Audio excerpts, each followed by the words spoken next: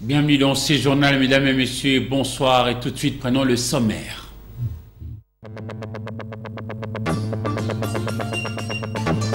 Après le président Félix-Antoine Tshisekedi Tshilombo, le gouverneur de Kinshasa a publié des mesures pour lutter efficacement contre la troisième vague de Covid-19. À côté, une série d'amendes a été publiée pour contraindre le Congolais à respecter et surtout faire respecter les mesures barrières. La SENCO a publié une déclaration, elle appelle à la cohésion nationale. Elle reconnaît que la décrispation politique a été réelle au début du mandat présidentiel, mais que chemin faisant, l'opinion nationale bascule vers tout ce qui soumet à rude épreuve la concorde nationale.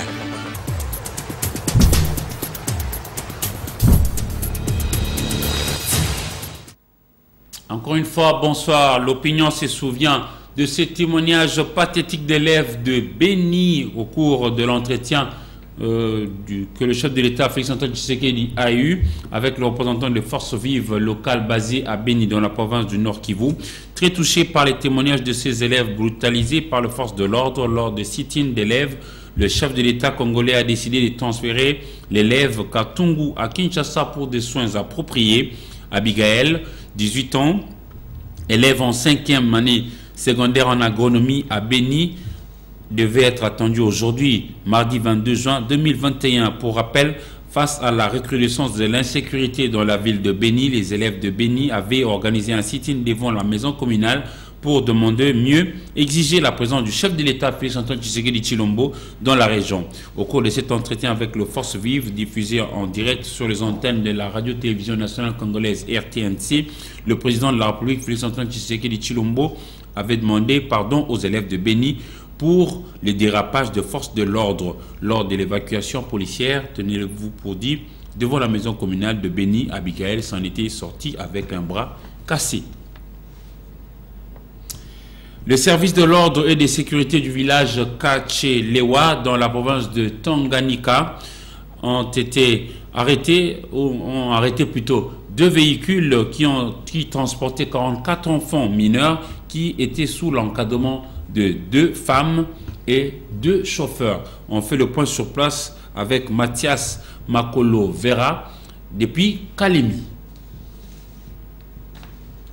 Ces enfants, dont l'âge varie entre 2 et 14 ans, filles et garçons confondus, qui ont été interceptés par le service de l'ordre et de sécurité à Kachelewa, village périphérique de la ville de Kalemi dans la province du Tanganyika, à près de 10 km. La circonstance de cette interception, selon un responsable militaire affecté sur cet axe, tous ces enfants étaient entassés dans 2 petites voitures sous l'encadrement de 4 femmes, toutes âgées, et leurs chauffeurs. Inquiétés par cette façon de transporter ces enfants, qui parmi eux, certains étaient détectés soit souffrants, soit fatigués, les services de l'ordre ont voulu en savoir plus sur leur destination finale. En réponse, les versions de ces femmes responsables ont semblé imprécises, chose qui a poussé ces gardiens de la sécurité nationale à détourner ces véhicules, y compris toutes leurs charges humaines, jusqu'au ministère de l'Intérieur et Sécurité, où leur présentation a été faite par les membres du comité provincial de sécurité en présence du maire ad intérim de la ville de Kalemi, Mati Kanino Safari. Il ressort des enquêtes menées sur place que ces enfants n'ont pas été kidnappés pour un trafic au vrai sens, mais regroupés pour un motif de fortune par certaines personnes enrôlées par une organisation non gouvernementale humanitaire au motif de leur prise en charge comme enfants orphelins ou abandonnés. Ce qui est étonnant est que plusieurs de ces enfants ont été récupérés à l'insu de leurs parents, dont certains s'étonnaient devant le ministre de l'Intérieur d'avoir retrouvé les leurs dans ce groupe de tout petits. Par ailleurs, l'un de ces enfants interceptés affirme avoir été récupéré par sa grand-mère à l'absence de ses parents. Avant de les placer à la disposition de l'autorité urbaine, le maire de Kalemi Mati Kanino Safari, le ministre de l'Intérieur Dieudonné Kamona Yumba, se fiant sur de nombreux cas de disparition d'enfants rapportés ce dernier temps, a promis de creuser davantage sur ces dossiers en vue de décourager cette pratique qui risque de chuter au kidnapping. Notre analyse porte à croire qu'il y a une impérieuse nécessité d'activer le cadre de concertation humanitaire provinciale pour une coordination d'actions à mener dans la province, de peur que l'aide ne soit plus transformée en un danger pour les vols d'enfants au profit des vivres et non-vivres.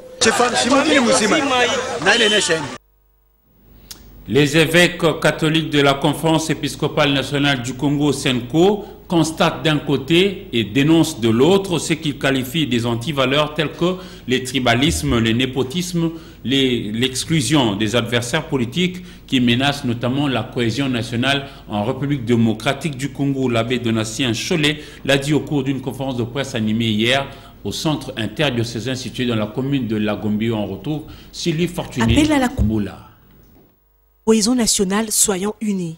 C'est le message des évêques de la Conférence épiscopale nationale du Congo SENCO à la suite de la 58e assemblée plénière ordinaire tenue à Kinshasa du 14 et au 18 juin 2021. Tout en appréciant les premiers gestes du président de la République, notamment la décrispation du climat politique, la libération des prisonniers politiques, la mise en œuvre de la gratuité de l'enseignement de base, le prince de l'Église catholique constate et dénonce. Cependant, nous constatons que cette unité est de plus en plus menacée par des antivaleurs telles que le népotisme, le tribalisme, le régionalisme, le clientélisme, l'exclusion des adversaires politiques, des pratiques et des discours qui fragilisent les liens sociaux. En ce qui concerne le processus électoral, l'option de la politisation de la CENI avec la prédominance de la nouvelle majorité au pouvoir adoptée au Parlement ne rassure pas tous les acteurs politiques et sociaux et ne garantit pas un processus électoral crédible. Sur le plan socio-économique, les évêques constatent que la population continue à faire face à l'extrême pauvreté. Mais la majorité de la population continue à faire face à l'extrême pauvreté. Curieusement, à côté d'elle, il y a encore et toujours une poignée de compatriotes qui s'enrichissent de façon scandaleuse et sans cause. Et qu'en pense-t-il de la justice? La corruption, hélas, semble être le principal moyen pour gagner un procès. Par ailleurs, le droit cède la place au clientélisme, au régionalisme, au tribalisme et au népotisme. La cohésion nationale est ainsi mise à mal, particulièrement quand la justice est exploitée pour écarter les concurrents politiques.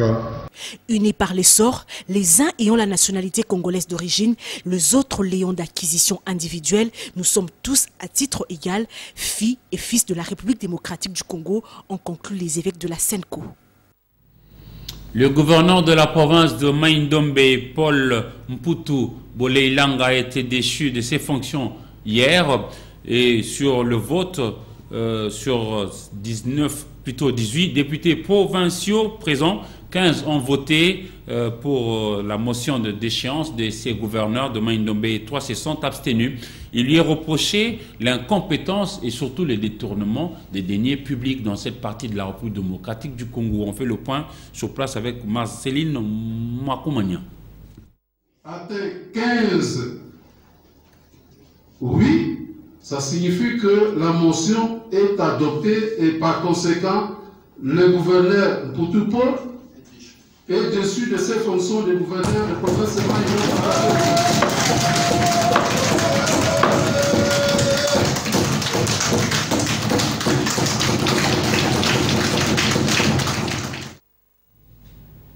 Lutte contre l'insécurité à Kananga, la police de la MONUSCO, une pôle à la veille de son départ du Kasaï central, a formé 35 policiers dont les cadres et hommes des troupes sur la stratégie opérationnelle de la lutte contre l'insécurité dans le chef-lieu de la province du Kasaï central. Sur place, Ben Bryant Minga.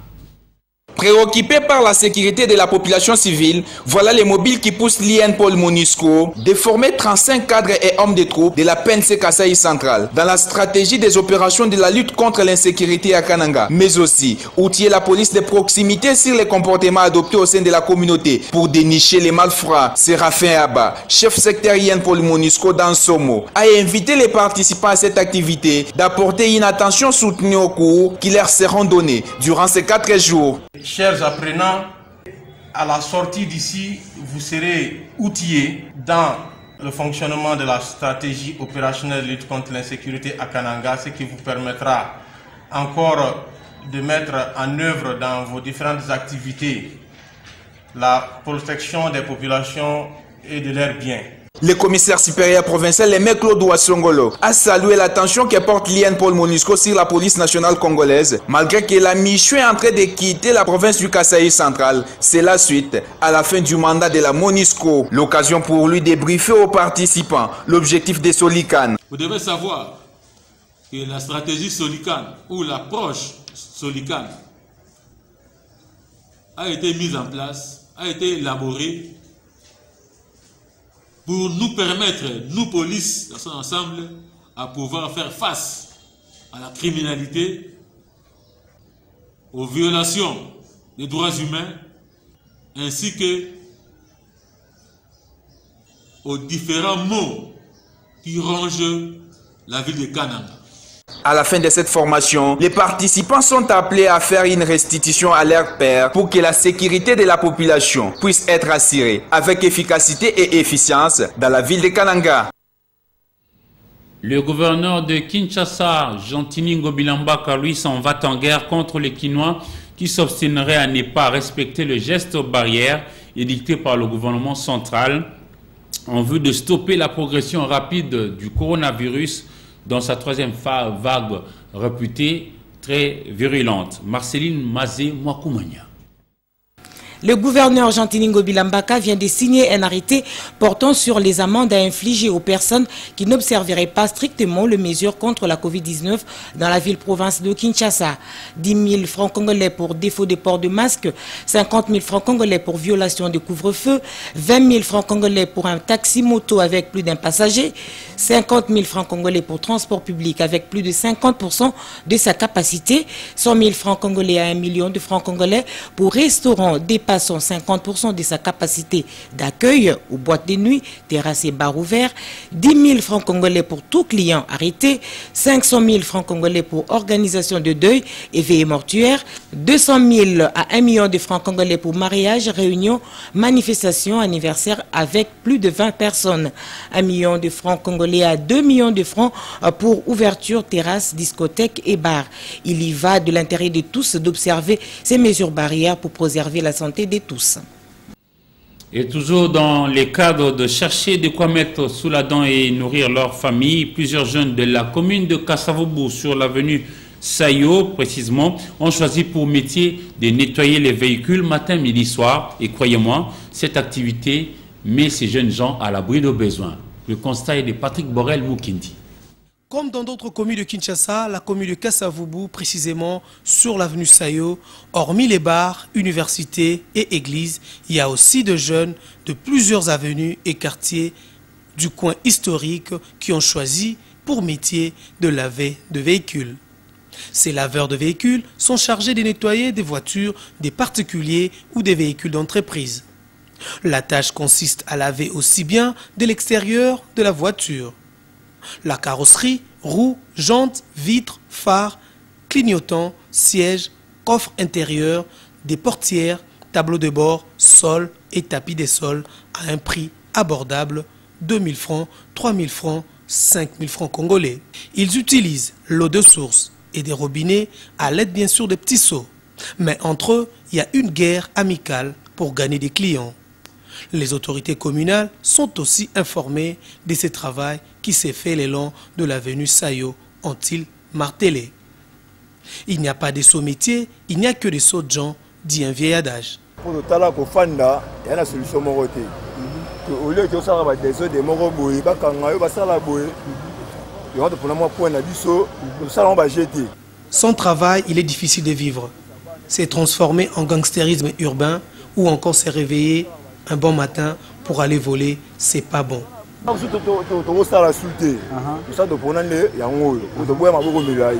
Premièrement, il faut que soit client. Et ça,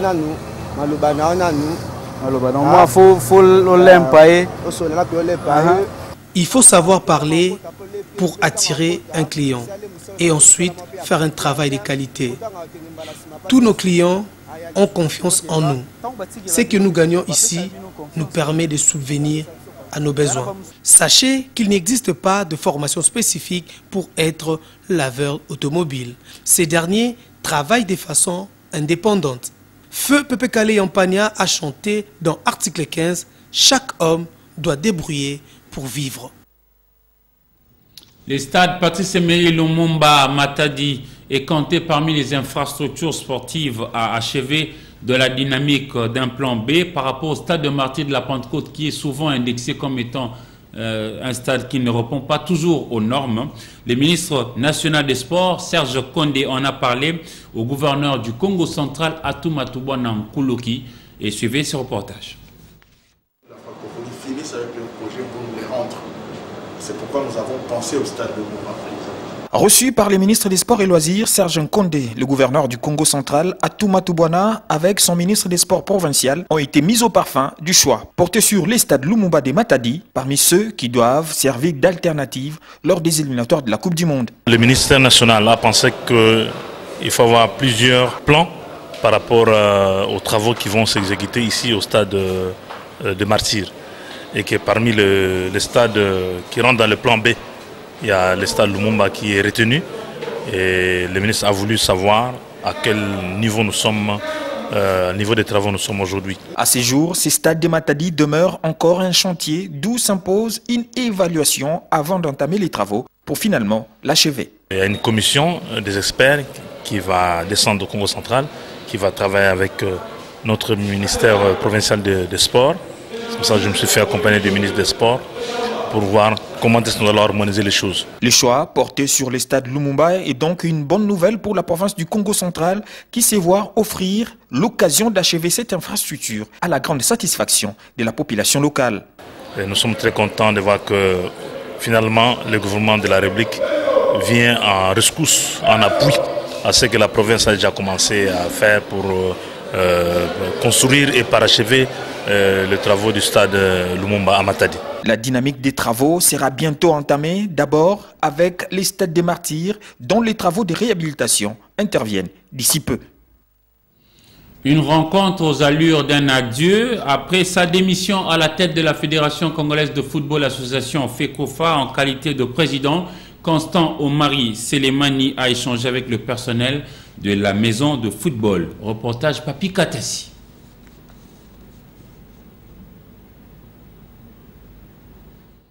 Pour une dernière, ce fut un grand moment de revoir après avoir passé 18 ans de vie commune dans la gestion du football. Constant Omari Selemani, lors de cet échange, le tout dernier avec les agents de la FECOFA, a tenu à les remercier pour leur accompagnement sans faille tout au long de son mandat. L'homme moderne dit avoir laissé un héritage à sauvegarder et surtout à préserver.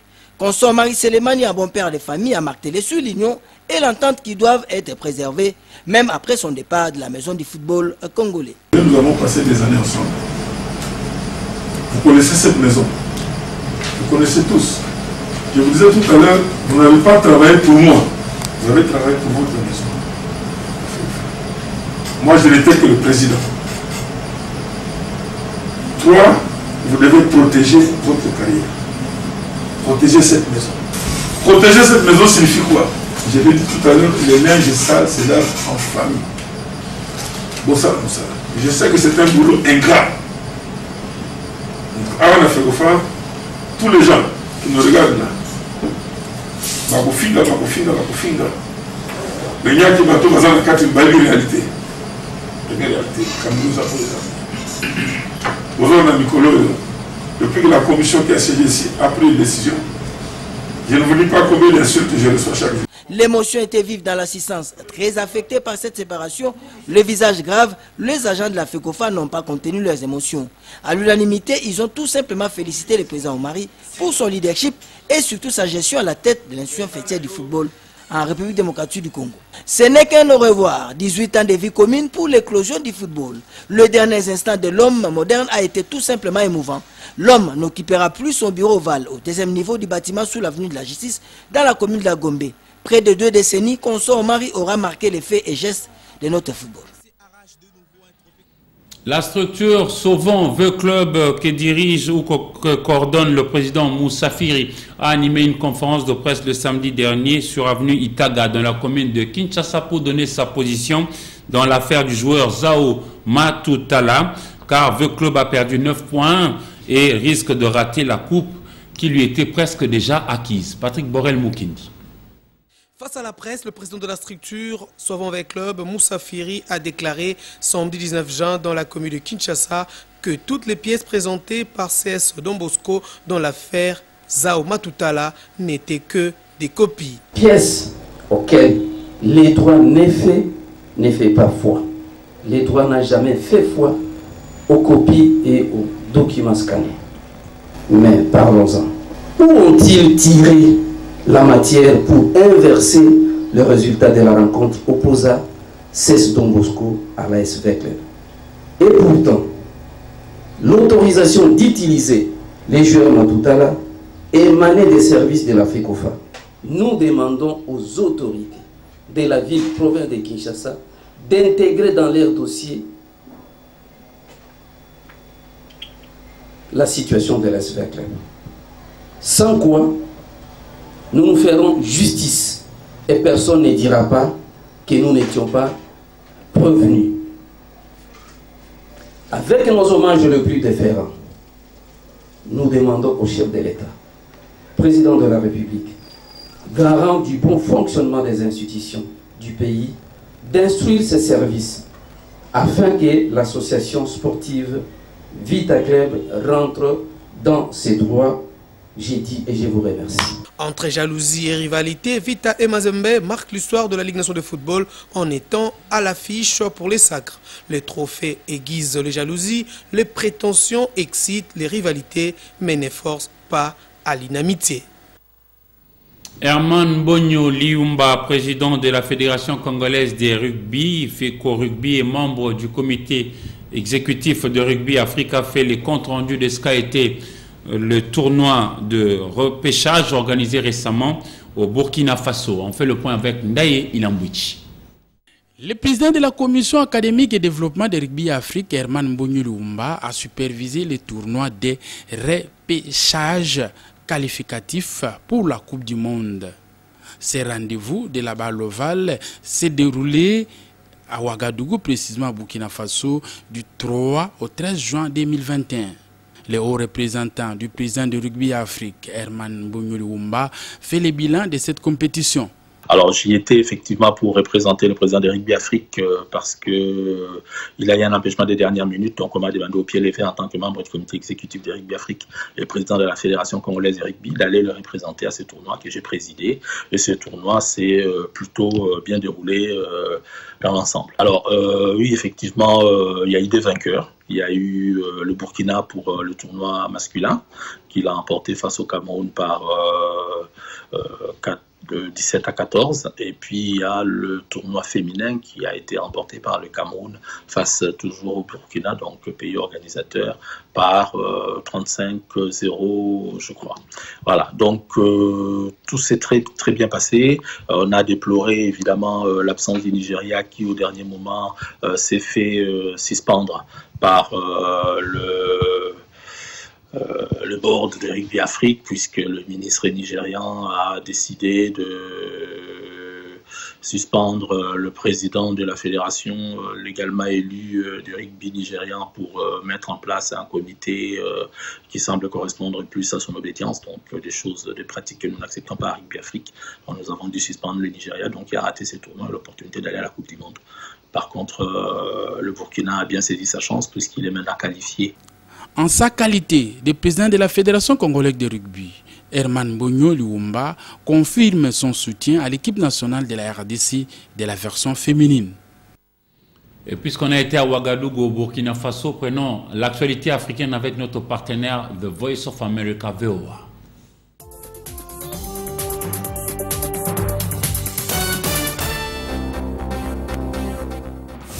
Les Éthiopiens votent ce lundi lors des élections législatives et régionales. 9500 candidats concourent pour les 2 scrutins. Pas de vote dans certains endroits comme dans le Tigré, en proie au conflit entre forces fédérales et régionales.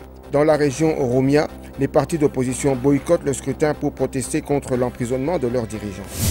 Au Mali, une explosion a atteint ce lundi un véhicule de Barkhane à Gossi, dans le centre, causant des blessés parmi les soldats de la force anti-djihadiste française au Sahel, ont indiqué des responsables locaux. L'explosion a été attribuée à un véhicule piégé par des sources familières avec les circonstances de l'attaque. Au Niger, près de 6000 personnes qui ont fui en 2015 des attaques djihadistes ont été reconduites à Baroua, leur localité d'origine dans la région de Difa, affirment les autorités. Cette région abrite 300 000 réfugiés nigérians et plus de 100 000 déplacés fuyant les exactions de Boko Haram. L'actrice américaine Angelina Jolie, envoyée spéciale du HCR, s'est rendue au Burkina Faso pour soutenir des milliers de réfugiés maliens ayant fui la violence djihadiste dans le camp de Goudébou, dans le nord-est. C'était à la faveur de la commémoration de la Journée mondiale des réfugiés célébrée chaque 20 juin.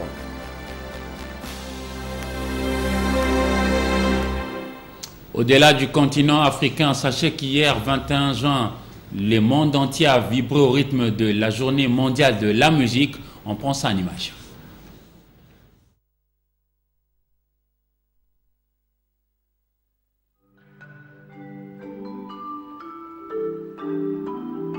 Les Français ont pu fêter la musique ce lundi un peu partout dans le pays, comme ici à Lyon. Pour sa 40e édition, la fête de la musique a néanmoins dû s'adapter aux orages. Certaines villes ont été contraintes d'annuler les concerts prévus et s'adapter aussi aux mesures sanitaires. Si le couvre-feu est levé dans le pays depuis dimanche soir, les attroupements de plus de 10 personnes sur la voie publique restaient interdits et le port du masque recommandé pour les concerts en extérieur. A noter que dans certaines villes comme Annecy, des heurts ont éclaté avec les forces de l'ordre en marge des festivités. Bonjour, bienvenue à l'Élysée. À Paris, un concert dans la cour du palais présidentiel a réuni de grands noms de la musique électro comme Jean-Michel Jarre et auxquels se sont joints des artistes de la nouvelle génération comme NS-DOS.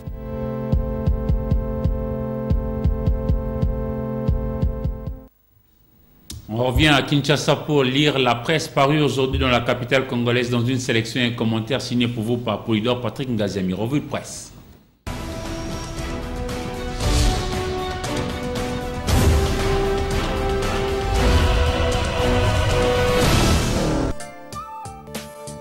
Quelques titres présentés par les journaux dans leur livraison de ce mardi 22 juin 2021 retiennent l'attention du lecteur du fait qu'il se rapporte à un même événement, à savoir le message de la conférence épiscopale nationale du Congo publié hier à l'issue de sa 58e assemblée plénière.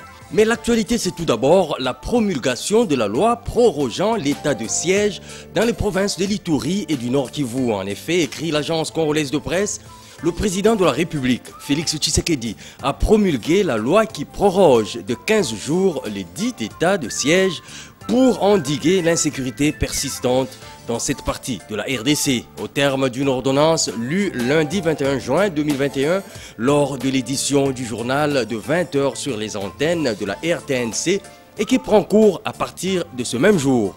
La justice à double vitesse, la conférence épiscopale nationale du Congo n'en veut pas. C'est ce qu'on peut lire en parcourant les colonnes du journal Forum des As. La CENCO fustige une justice sous la botte des politiques. Pour les évêques catholiques, rapporte le quotidien, le pays va mal. Le pouvoir judiciaire est utilisé pour écarter des adversaires politiques. C'est du moins l'essentiel du message du clergé congolais, diffusé hier lundi à l'issue de la 58e assemblée plénière de la CENCO tenue du 14 au 18 juin dernier à Kinshasa. La CENCO lance un appel à la cohésion nationale, affiche de son côté la tempête des tropiques qui revient aussi sur le message des princes de l'Église. Pour ces derniers, écrit le quotidien, cette cohésion passe par la lutte contre les antivaleurs telles que le tribalisme, le népotisme, l'exclusion, la corruption, la politisation de la CENI, l'enrichissement sans cause et autres. La Prospérité affiche en manchette presque le même titre que Forum des As concernant la position du clergé catholique au sujet du fonctionnement de la justice, l'un des piliers d'un état de droit, faisant remarquer qu'elle grandit une nation. Voilà qui pousse les évêques de la SENCO à implorer la miséricorde de Dieu sur les Congolais et surtout à décréter une journée de prière pour l'unité nationale, le jour historique de la commémoration du 61e anniversaire de l'indépendance de la RDC. Enfin, pour la SENCO, qui s'est aussi prononcée sur la nouvelle loi sur la réforme de la CENI adoptée par le Parlement, cette loi ne rassure pas un processus électoral crédible. Comme on peut lire à la une de la Référence Plus, c'est ainsi qu'elle invite le Parlement à ne pas voter les lois qui préconisent la discrimination et menacent la cohésion nationale, à initier celles qui détribalisent les institutions, à ne pas abuser des immunités parlementaires pour échapper à la justice et à améliorer sensiblement la loi électorale afin de rassurer la population de la crédibilité des élections en 2023. Bonsoir.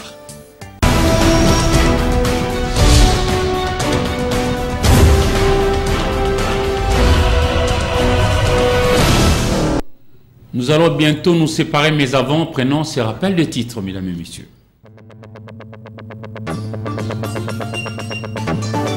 Après le président Félix-Antoine Tshisekedi Tshilombo, le gouverneur de Kinshasa a publié des mesures pour lutter efficacement contre la troisième vague de Covid-19.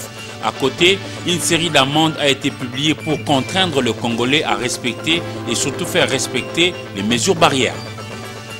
La SENCO a publié une déclaration, elle appelle à la cohésion nationale. Elle reconnaît que la décrispation politique a été réelle au début du mandat présidentiel, mais que chemin faisant, l'opinion nationale bascule vers tout ce qui soumet à rude épreuve la concorde nationale.